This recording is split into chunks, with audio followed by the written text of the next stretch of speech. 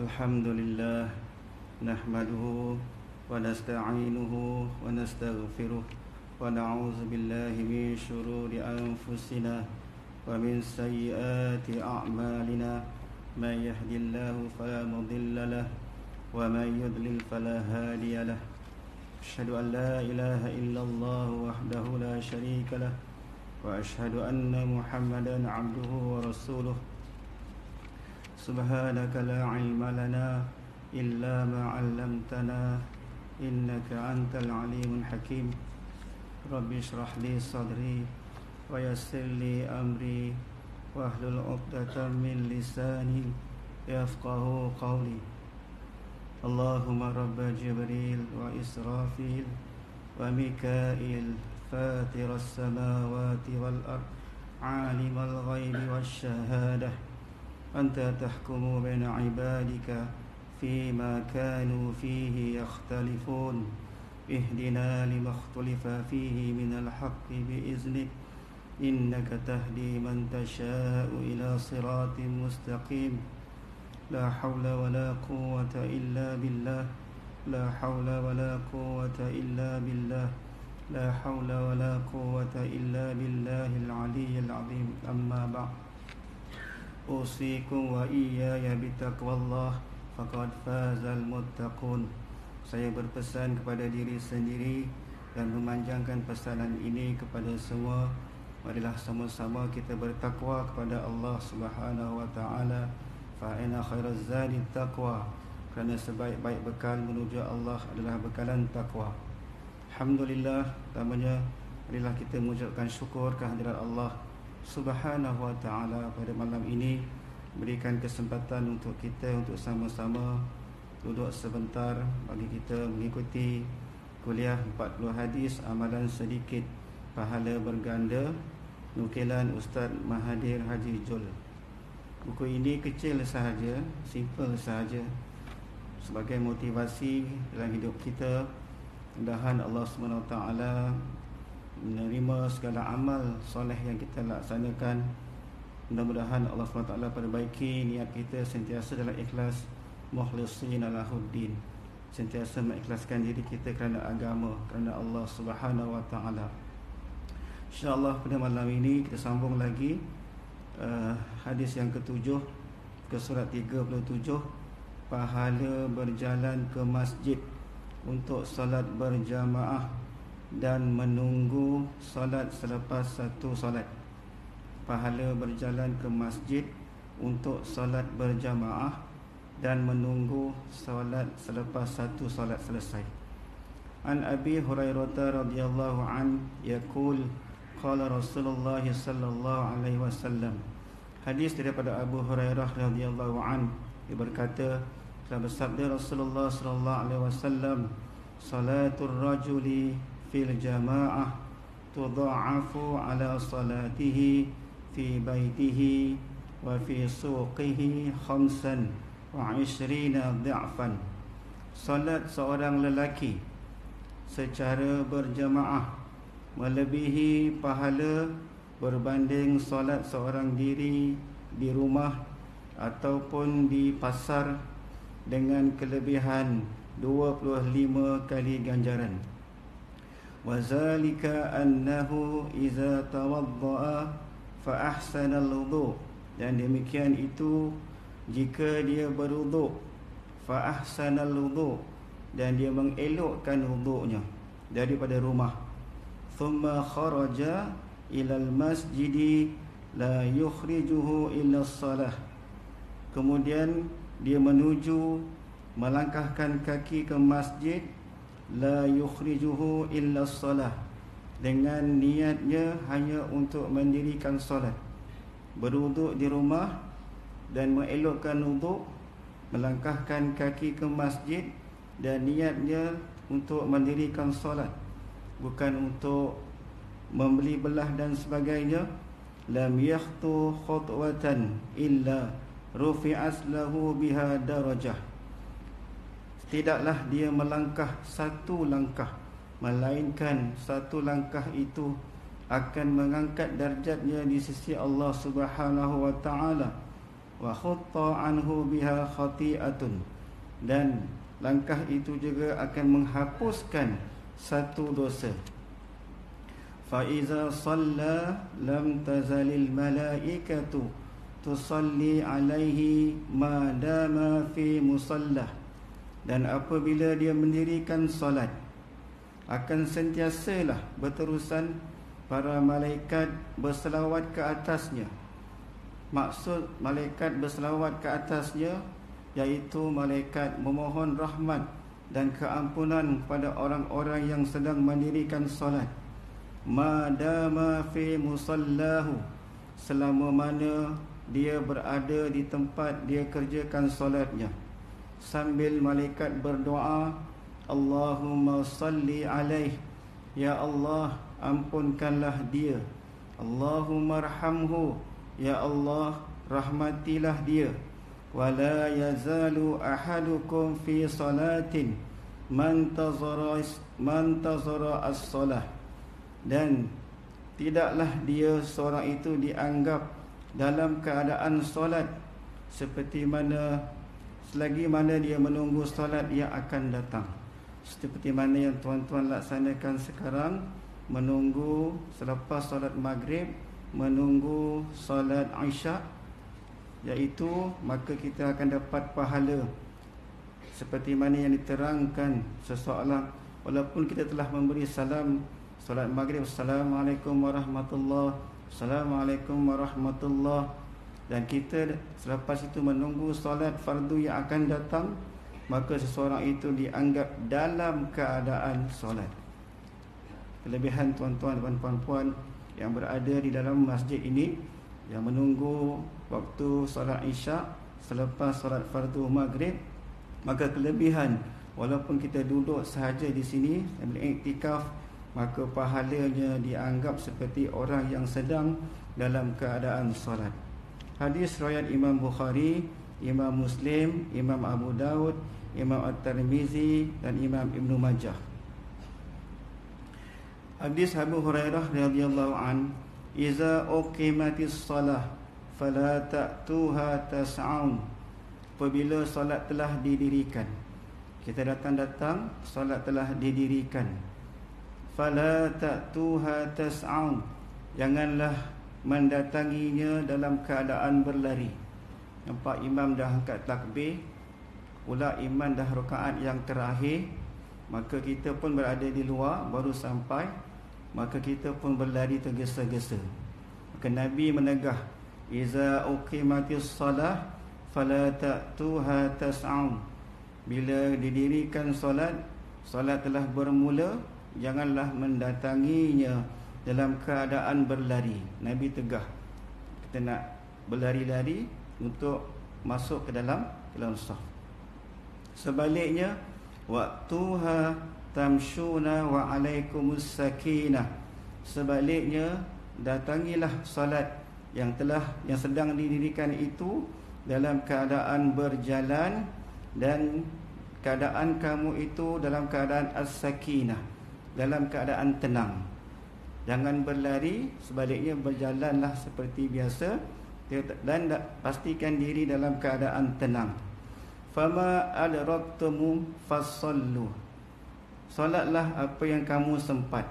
Wama fatakum faatimmu, maka mana-mana rakaat yang tertinggal maka sempurnakanlah. Kita datang tiba-tiba dah rakaat yang terakhir, maka kita jangan berlari, kata Nabi. La tamshun, la tas'aun, la ta'tuna tas'aun, jangan kita pergi untuk mendirikan solat, sedang didirikan dan kita terlambat dalam keadaan berlari. Kerana berlari itu memberikan kesan yang tidak baik kepada solat yang bakal didirikan. Kerana tujuan solat itu yang penting ialah khusyuk kita kepada Allah Subhanahu wa ta'ala. Manakala bila kita berlari-lari, maka kita akan penat. Tambah pula usia kita sekarang kan, kita tak biasa exercise, kita tak biasa jogging, tiba-tiba kita nak paksa diri kita berlari, maka akan timbul kepenatan dan kadang-kadang boleh putus nafas, dan kita masuk dalam saf dalam keadaan jantung kita berdegup dengan kencang, dan itu akan menyebabkan tidak hadirnya khusyuk dalam diri kita. Memang betul dalam hadis tadi disebutkan tentang kelebihan berjalan kaki menuju ke masjid merupakan suatu amalan yang afdal berbanding kalau kita menaik kenderaan. Berbanding naik kenderaan, lebih-lebih lagi kita berjalan kaki itu untuk kita mendapat saf yang pertama, dan kita muafiq dengan imam. Kita muafiq, kita ikut rakaat bersama-sama dengan imam. Sebab itulah roh solat itu sendiri ialah untuk mendatangkan khusyuk di dalam solat kita. Qad aflahal mu'minun alladzina hum fi salatihim khashi'un. Berjayalah orang-orang yang beriman, iaitu orang-orang yang alladzina hum fi salatihim khashi'un, orang yang khusyuk di dalam solatnya.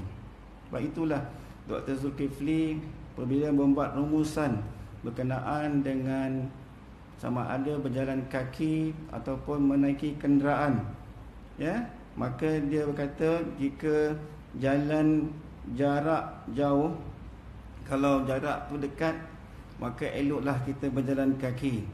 Tetapi jika jarak rumah kita itu nak menuju ke masjid, nak menuju ke surau, itu jaraknya jauh, dan jauh itu pula menyebabkan kita nanti keletihan, menyebabkan kita nanti menghasilkan bau-bau badan yang kurang enak, maka yang boleh mengganggu diri sendiri, mengganggu jemaah yang lain, maka lebih utamalah untuk menaiki kenderaan. Walaupun dalam hadis tadi menyebutkan tentang afdal berjalan kaki ke masjid untuk solat berjemaah, maka eloklah jiran-jiran masjid, jiran-jiran surau untuk mendatangi, mengambil fadilat dengan berjalan kaki ke masjid untuk mendirikan solat berjamaah. Itu adalah kelebihan hadis yang ketujuh, iaitu pahala berjalan ke masjid untuk solat berjamaah. Setiap satu langkah akan mengangkat darjat di sisi Allah Subhanahu wa taala. Amalan mudah tetapi pahalanya berganda di sisi Allah Subhanahu wa taala, dan juga dalam waktu yang sama menghapuskan satu khati'ah, menghapuskan satu kesilapan, satu dosa dalam diri kita. Setiap langkah akan mengangkat satu darjat, dan setiap langkah itu juga akan menghapuskan satu dosa. Dan juga disebut dalam hadis ini berkenaan dengan kelebihan menunggu waktu solat yang akan datang, seperti mana yang tuan-tuan yang kita laksanakan sekarang. Kita beriktikaf di dalam masjid, selesai menunaikan fardu maghrib untuk menunggu waktu isyak dan untuk mendirikan fardu isyak, maka selama itulah seseorang itu dianggap dalam keadaan mendirikan solat. Tuan-tuan, puan-puan, muslimin, muslimat yang dirahmati Allah sekalian, hadis yang ke-8 menyebutkan tentang fadilat saf yang pertama. An Abi Hurairah radhiyallahu an anna Rasulullah sallallahu alaihi wasallam qala. Hadis daripada Abu Hurairah radhiyallahu an bahawa Rasulullah sallallahu alaihi wasallam bersabda, "Lau ya'lamun nasu ma fin nida." Jika manusia mengetahui pahala yang berganda, pahala yang ada pada azan, wasafil awal, dan masuk mendapatkan saf yang pertama, thumma lam yajidu illa ay yastahimu alaihi lastahamu.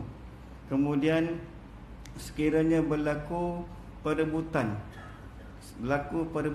nak masuk ke saf yang pertama, masing-masing berebut nak masuk saf yang pertama, dan untuk meleraikan perebutan itu perlu dilakukan undian, maka kata Nabi, lastahamu, maka buatlah undian. Nak menunjukkan kepada kita bahawa saf yang pertama itu afdal, maka rebutlah saf yang pertama. Kadang-kadang kita berhenti solat di satu-satu tempat, kadang-kadang muazzin Bilal dah iqamah, kadang-kadang ada setengah-setengah masjid, setengah-setengah surau yang lambat penuh saf yang pertama, lambat bergerak, walaupun imam dah selesai qomat, kita masih lagi berada nunun di saf yang belakang dan lambat bergerak untuk menggunakan saf hadapan, seolah-olah tak nak masuk, tak nak rebut, tak nak pilih saf yang pertama. Alhamdulillah, di surau kita ini saf yang pertama itu sentiasa penuh dengan cepat. Bila Bilal melaungkan iqamah, maka saf yang pertama itu direbut oleh sahabat-sahabat kita, menunjukkan bahawa mereka faham tentang kelebihan saf yang pertama. An Jabir bin Abdullah, hadis daripada Jabir bin Abdullah, qala Rasulullah sallallahu alaihi wasallam, man qala hina yasma'un nida, siapa yang berdoa apabila mendengar an-nida, yakni panggilan azan, Allahumma rabb hadhihi ad-da'wati tammah was-salatil qa'imah آتِ سيدنا محمدا الوسيلة والفضيلة وابعثه مقاما محمودا للذي وعدته حلت له شفاعتي يوم القيامة. Maka halallah baginya, layaklah baginya syafaatku, yakni syafaat Nabi pada hari kiamat. Hadis Bukhari, Nasai, Tirmizi dan Ibnu Majah. Kerana dalam hadis tadi disebut tentang kelebihan menjawab azan dan juga merebut saf yang pertama, sehingga dia buat perumpamaan, sekiranya perlu dia lakukan undian. Siapa yang nak masuk saf pertama ni berebut nak masuk, maka buatlah undian. Sampai begitulah sekali Nabi buat tamsilan, membuat gambaran supaya pentingnya kita masuk saf yang pertama. Apabila kita dah mendapat saf yang pertama, maka kita masuklah saf tersebut. Itu adalah pilihan Allah kepada kita. Jangan pula kita beri kawan kita yang di belakang tu masuklah ke saf yang pertama, rugilah, ya. Maka itulah Allah telah pilih kita untuk menduduki saf yang pertama itu, maka kita gunakanlah saf itu, kedudukan kita itu dengan sebaik mungkin, kerana Allah telah memberikan pilihan kepada kita. Kelebihan-kelebihan lain, Imam Abu Daud meriwayatkan daripada Sayyidina Ubay bin Ka'ab, dia berkata, Rasulullah sallallahu alaihi wasallam bersabda, wa inna as-saffal awwal ala mithli saffil malaikah walau alimtum ma fadilatuhu labtadartumuh.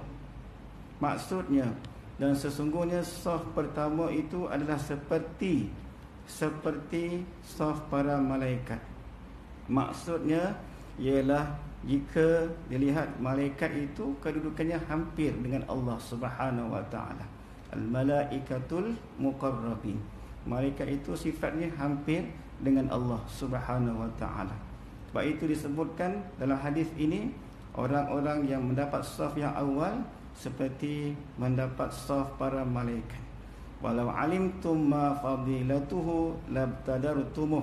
Sekiranya kalaulah kamu mengetahui fadilat mengambil saf yang pertama, sudah pasti kamu akan cepat-cepat mendapatkannya, ya, bergerak cepat untuk mendapatkannya.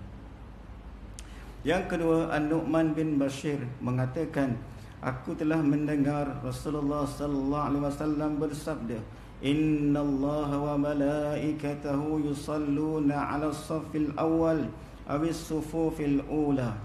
Maksudnya, sesungguhnya Allah dan para malaikatnya berselawat. Maksudnya, memberikan rahmat dan keampunan kepada orang yang berada di saf yang pertama atau saf-saf yang awal. Saf yang pertama ataupun saf-saf yang awal. Itu hadis yang ke-8 berkenaan dengan fadilat saf yang pertama. Salat berjemaah.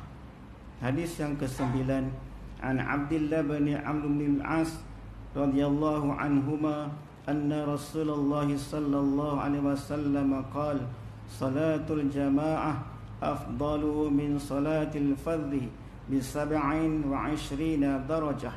Daripada Sayyidina Abdullah bin Amr bin al-As radhiyallahu anhuma, sesungguhnya Rasulullah sallallahu alaihi wasallam bersabda, salatul jamaah, salat yang didirikan secara berjamaah, lebih afdal, lebih utama, min salatil fardhi, daripada salat seorang diri bisab'in wa 'ishrina darajah, dengan kelebihan 27 darjat. Sedangkan hadis yang pertama tadi kita baca hamsan wa 'ishrina darajah, iaitu dengan kelebihan 25 darjat. Dalam hadis yang lain Nabi sebut kelebihannya 27 darjat. Awwalu ma yuhasabu bihil 'abdu yaumal qiyamah as-salah. Maka eloklah kita laksanakan solat itu seperti mana yang diajarkan oleh baginda Nabi sallallahu alaihi wasallam, dengan kita mendirikannya di masjid, di surau-surau, supaya mengelokkan lagi solat, kualiti solat kita. Kerana awwalu ma yuhasabu bihil 'abdu, perkara pertama, amalan pertama, awal-awal yang dihisab seseorang hamba itu yaumal qiyamah, pada hari kiamat, as-salah, iaitu perihal solatnya. Fa in salahat salahalahu sairu amalihi, jika solatnya elok maka jika solatnya baik maka eloklah segala amalannya. Wa in fasadat fasada sairu amalihi, jika solatnya rosak maka rosaklah segala amalannya. Hadis riwayat At-Tabarani 1859. Panduan beramal muka surat 42. Yang pertama, solat berjemaah boleh dilakukan paling sedikit 2 orang. Paling sedikit 2 orang. Walau bagaimanapun lebih ramai jemaah lebih baik. Itu disuruh kita mendirikan di masjid dan juga di surau. Yang kedua, ia boleh dilakukan di mana-mana sahaja solat berjemaah. Walau bagaimanapun melakukannya di masjid adalah lebih baik, kerana keberkatan yang ada di masjid dan keberkatan pada jemaah yang ramai. Lagi ramai lagi baik. Yang ketiga, seseorang dianggap dalam pahala berjamaah paling kurang jika dia sempat duduk sekejap dengan kadar bacaan subhanallah sebelum imam memberi salam. Dah terlewat tapi sempat lagi mengangkat takbir dan niat takbir dalam kiraan subhanallah, maka dia dapatlah pahala berjemaah bersama imam. Yang keempat, jika telah menunaikan solat seorang diri, tidak mengapa solat sekali lagi secara berjamaah jika ada jemaah atau orang lain yang ingin menunaikan solat berjemaah, pahala sedekah. Dalam masjid, dalam mazhab Syafi'i, solat boleh diulang sekali. Sayyidina Mu'az bin Jabal pernah solat berjemaah dengan Rasulullah sallallahu alaihi wasallam, dan beliau solat berjemaah lagi ketika balik ke kampungnya. Itu hadis yang ke-9 perihal solat berjemaah. Amalan yang kecil tetapi ganjarannya besar di sisi Allah Subhanahu wa taala. Dalam riwayat lain disebut 25 ganjaran, dalam riwayat yang lain disebut 27 ganjaran. Kemudian yang ke-10, hadis yang ke-10 berkenaan dengan fadilat sujud. Fadilat sujud. Dalam solat 5 waktu kita akan rukuk, ada 17 rakaat dalam 5 waktu, dan kita akan sujud sebanyak 34 kali. Dalam hadis ini disebutkan tentang perihal fadilat sujud, kelebihan sujud. An Ma'dan ibni Abi Talhah al-Ya'mari radhiyallahu an qala laqitu Thawban maula Rasulullah sallallahu alaihi wasallam faqultu. Dari Ma'dan bin Abi Talhah al-Ya'mari radhiyallahu an, dia berkata, aku berjumpa dengan Thawban. Thawban ini maula Rasulullah. Maula Rasulullah maksudnya hamba yang telah dibebaskan oleh Rasulullah sallallahu alaihi wasallam. Maka Ma'dan berkata kepada Thawban, faqultu akhbirni bi'amalin a'maluhu yudkhiluni al-jannah yudkhiluni Allahu bihil jannah.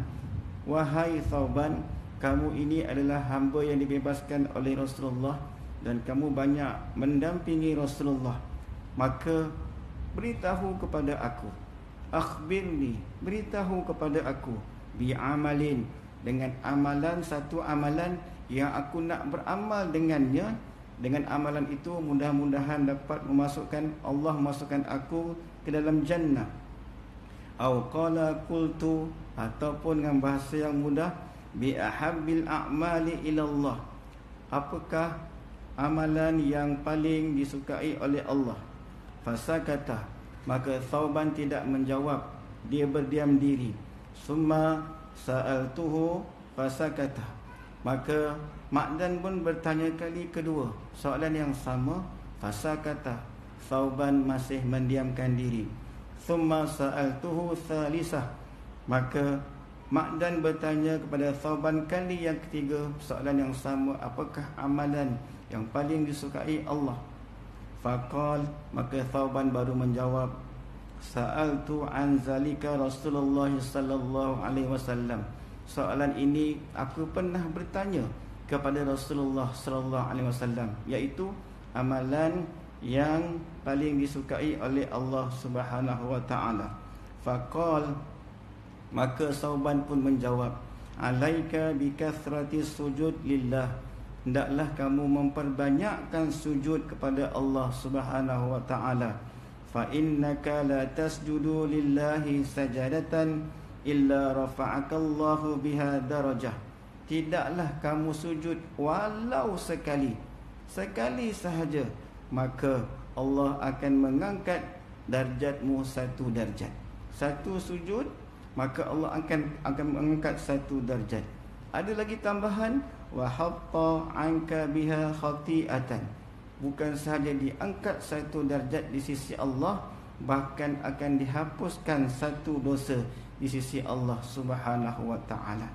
Qala Ma'dan, maka Ma'dan berkata, thumma laqitu Aba Ad-Darda fasa'altuhu, kemudian aku berjumpa dengan Abu Ad-Darda dan aku soal kepada Abu Ad-Darda soalan yang sama.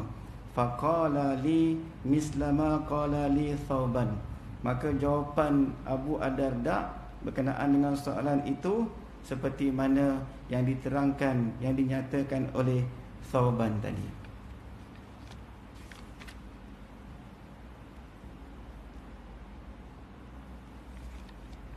Yang ke-11, hadis yang ke-11, bacaan ketika i'tidal.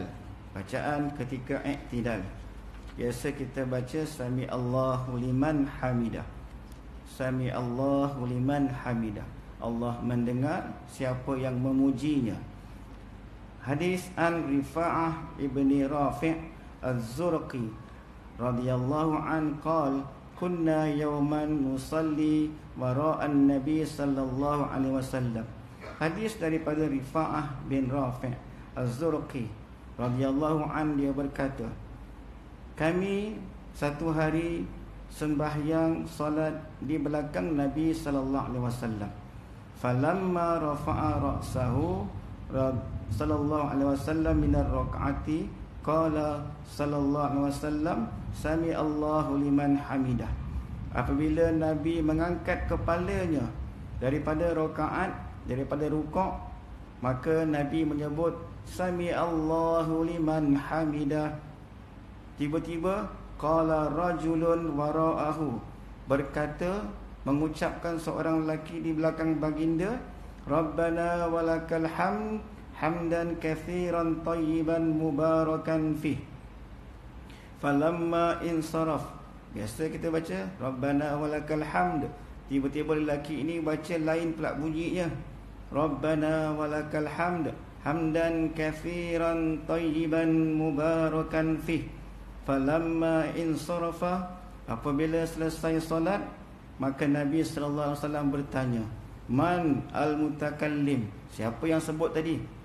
Siapa yang baca tadi? Agak-agak kalau kita berani nak mengaku.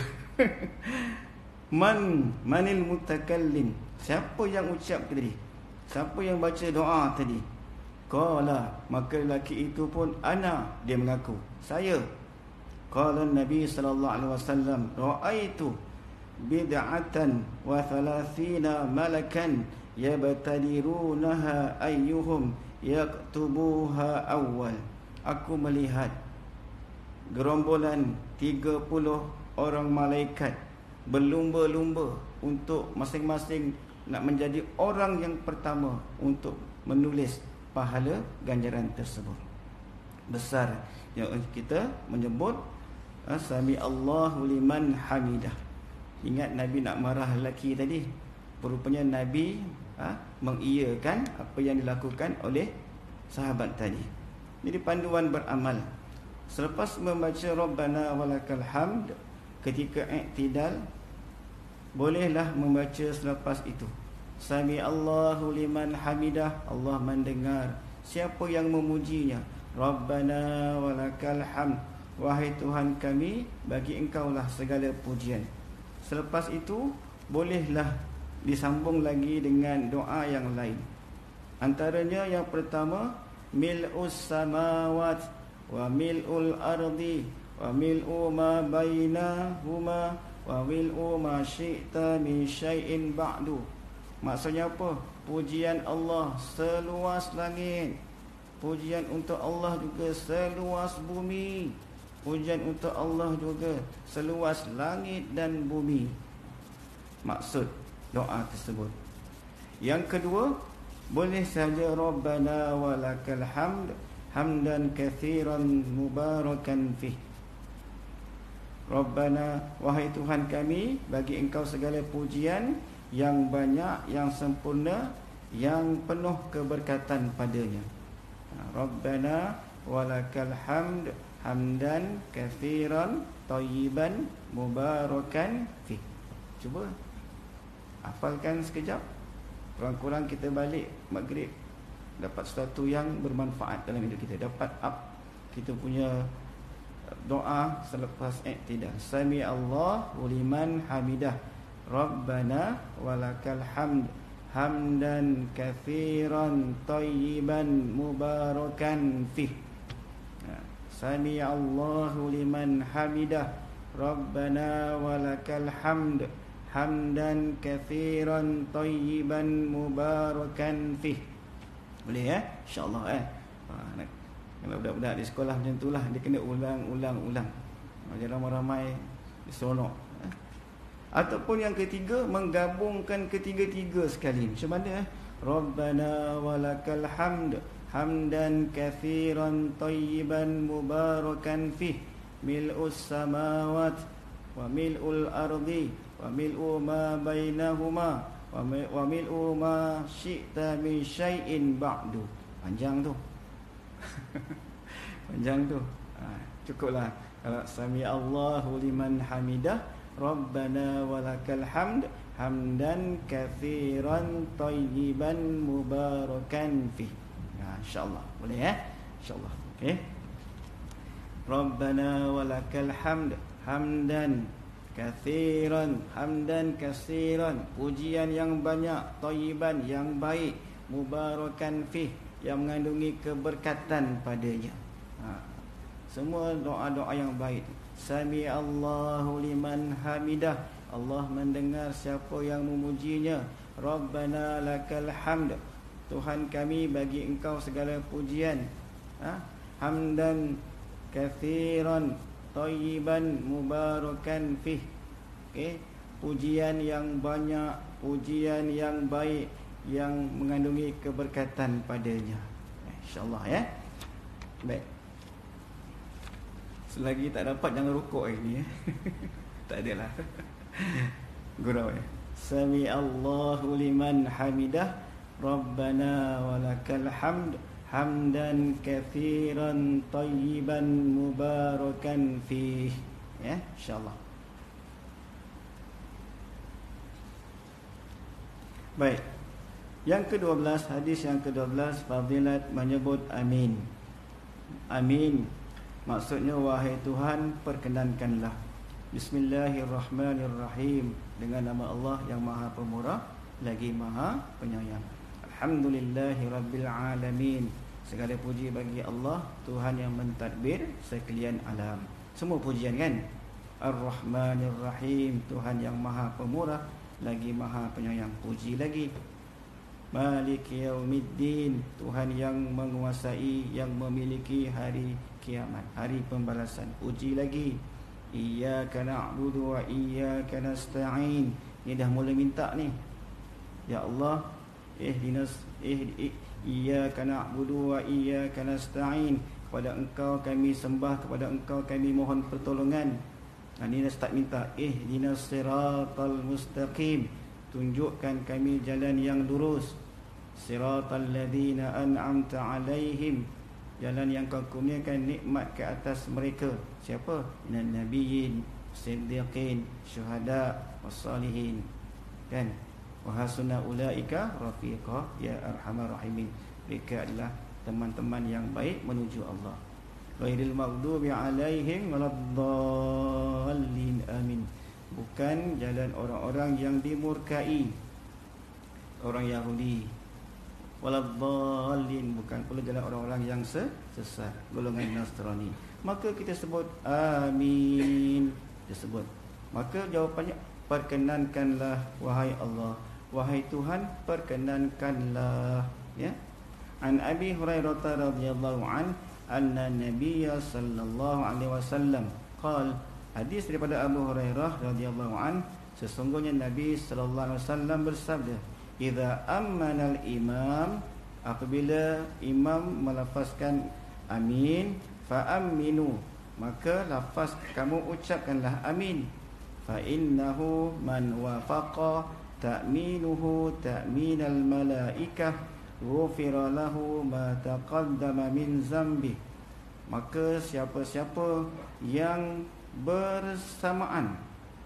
bersamaan amin dia itu dengan amin malaikat, maka ghufira lahu ma taqaddama min zambi. Fadilatnya ialah akan diampunkan dosa-dosanya yang telah lalu. Masya-Allah. Kadang-kadang nak buka mulut pun susah kan. Kadang-kadang nak keluar suara pun susah.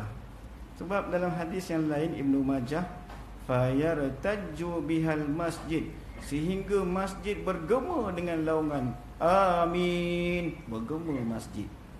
Kadang-kadang kita pergi satu tempat, imam dia bunyi kan.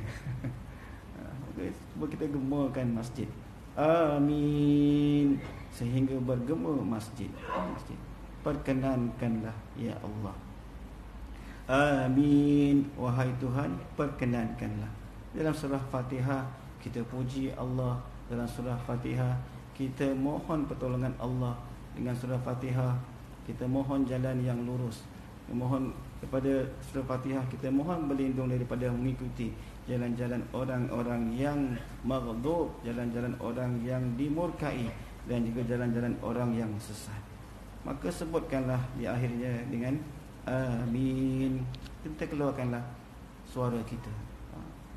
Tak tahu sampai bila kita boleh sebut perkataan itu kan. Dia berikan peluang, diberikan kesempatan, maka kita lafazkanlah amin.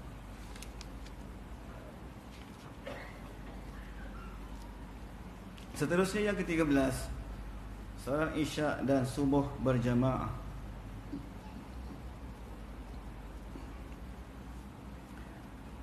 An Uthman bin Affan radhiyallahu anhu qala, sami'tu Rasulullah sallallahu alaihi wasallam yaqul.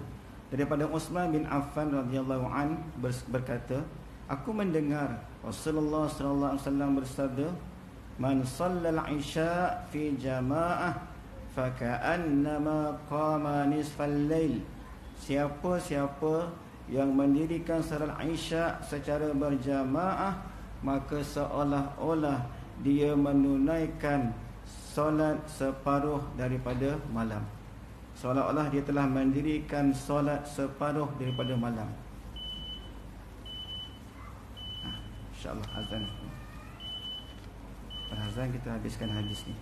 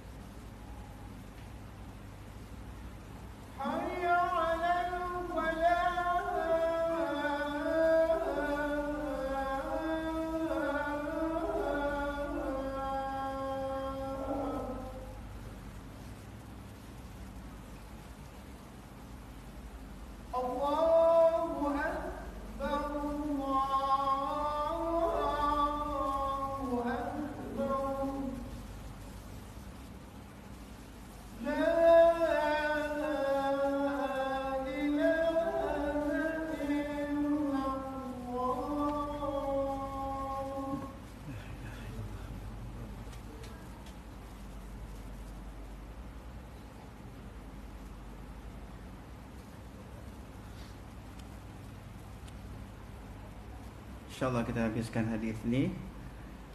Hadis daripada Uthman bin Affan radhiyallahu an, dia berkata, Sami'tu Rasulullah sallallahu alaihi wasallam yaqul, aku mendengar Rasulullah sallallahu alaihi wasallam bersabda, man shallal isya fi jama'ah faka'annama qama nisfal lail.